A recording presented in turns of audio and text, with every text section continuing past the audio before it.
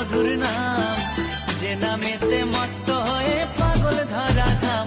গৌর হে গৌর হে, গৌর আনলো মধুর নাম, যে নামেতে মত্ত হয়ে পাগল ধরা ধাম।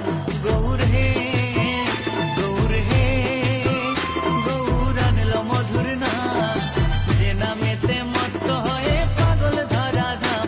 গৌর হে গৌর হে, গৌর আনলো মধুর নাম, যে নামেতে মত্ত হয়ে পাগল ধরা ধাম।